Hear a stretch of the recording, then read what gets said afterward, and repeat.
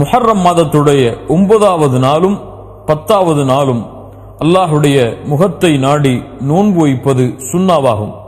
அல்லாஹுடைய தூதர் ஸல்லல்லாஹு அலைஹி வஸல்லம் அடுத்த ஆண்டு நான் உயிரோடு இருந்தால் 9வது நாள் முஹர்ரம் மாதத்துடைய 9வது நாள் நோன்பு வைப்பேன் என்று தன்னுடைய ஆசையை வெளிப்படுத்தினார்கள்.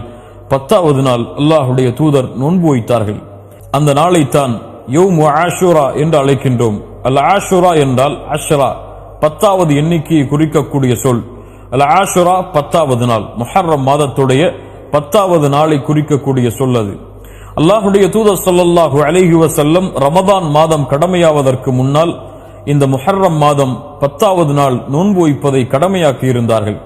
பின்னால் ரமதானுடைய நோன்பு கடமையாக்கப்பட்டதற்கு பிறகு அல்லாஹுடைய தூதர் ஸல்லல்லாஹு அலைஹி வஸல்லம் விரும்பினால் இந்த ஆஷராவுடைய நோன்பை நீங்கள் பிடியுங்கள், விரும்பவில்லை என்றால் விட்டுவிடுங்கள் என்று அல்லாஹுடைய தூதர் ஸல்லல்லாஹு அலைஹி வஸல்லம் கடமையை விளக்கி சுன்னாவுடைய தரத்தில் இதை கொண்டு வந்தார்கள்.